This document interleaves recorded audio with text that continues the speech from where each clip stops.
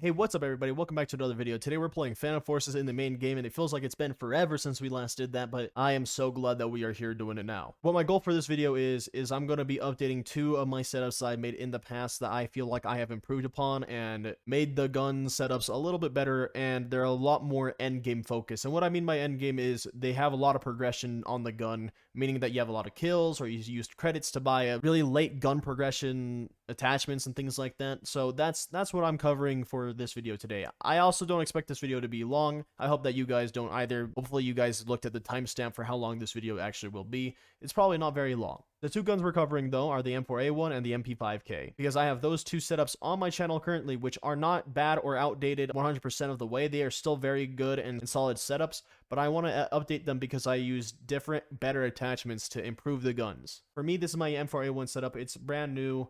I personally play with it a little bit, and I really do enjoy the way that this gun plays out now. And one of the key features of the M4A1 is how little to no recoil the M4A1 has. But what if I said that you could improve that, and what if you could make it a 3-shot kill up to 40 studs?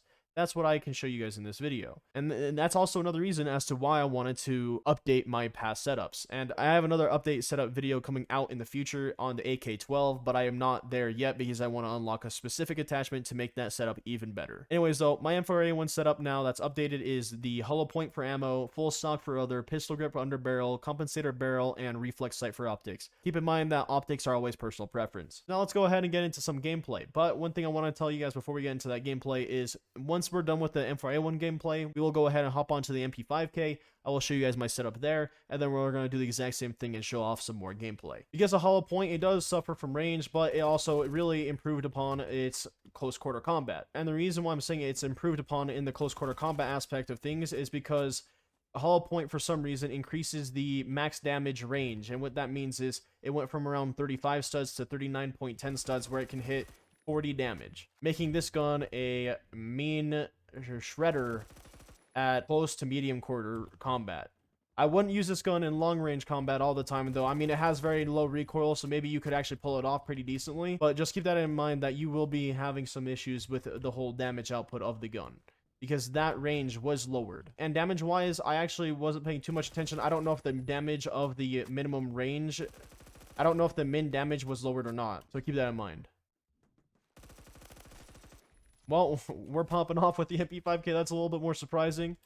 And we also won. So if you guys like what you saw there, please go try out this M4A1 setup yourself and let me know what you guys think. I really am curious to know what you guys feel and think about this setup in particular. I'm really interested in hearing your guys' feedback for this particular setup. Since we're going to vote on a next map, and we're going to go on to Castle Keep, which is not the best map for the MP5K because my MP5K setup's a little bit more close quarter oriented, but it can also work pretty decently in medium quarter. We're going to go ahead and hop onto the MP5K setup now, and then we're going to hop into Castle Keep and try to do our best with this MP5K setup. For the MP5K setup, we have the 10mm conversion, MP5K stock, vertical grip, Loudener, and reflex sight.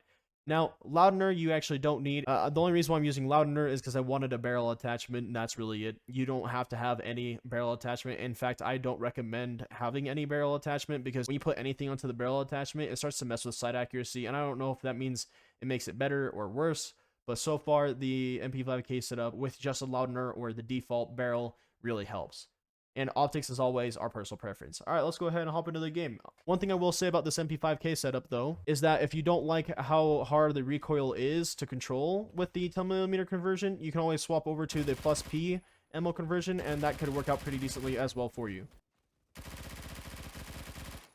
There you go. That shows off really how bad the recoil can be. And like I said, I'm just going to repeat it one more time because honestly, it is one of the worst things about this MP5K setup is its recoil control. It's decent. It's not great, but it's okay, I mean, I guess. So for that reason, if you guys really don't like this sort of setup on it because of the recoil, I highly recommend Plus P. Plus P is definitely a solid one. It basically is just a touch to the range and increases that range for you guys. So it feels a little bit better with the recoil control on that. There's also another attachment which I did see, and I think that this would also really help as well. I haven't tried it personally yet though, so if you guys end up trying this, let me know what happens with this. But you can actually add an attachment which makes the MP5K a burst gun which really helps the recoil control. Although if that's in the other slot, then I don't know how that would work, because I'd rather have the MP5K stock over a burst MP5K.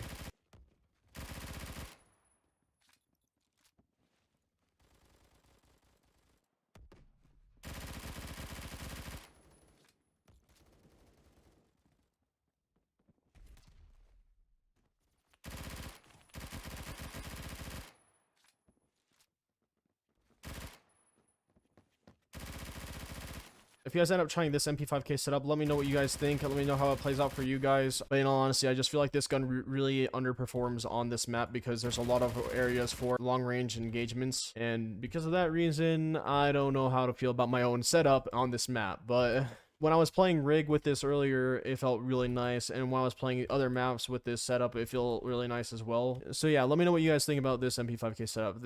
And like I said, my old setups, my old M4A1 and my old MP5K setups, they're not bad by any means. They're actually still very viable, and I really do enjoy those setups still. But these are just, like I said, the end game focused setups for my guns, and that's why I'm considering them an updated setup. Anyways, let me know what you guys think about both of these setups, please. That would help me out a lot, and let me know what your guys' favorite setups are for the M4A1 and MP5K. That way I can also try your setups out and figure out if yours is actually better than mine for me. Obviously, with these guns, there's a certain play style to them, as well as the attachment setups on them will have a certain play style to them as well. My setup might not work for everybody, and my setup might work very well for you. Who even knows anymore? But yeah, I want to know your experience with my setups. Let me know what you guys think, and I cannot wait to get your feedback for it. I can't wait to hear about your setups for both of these guns, and I just want to thank you guys for being amazing. And with that, I really enjoyed making this video for you guys. If you guys want to see more content like this one, please leave a like or a comment down below. If you guys want to see more of me, you guys can subscribe, and if you guys want to get notified for when I upload, hit the notification bell. Can't wait to see you guys in the next video.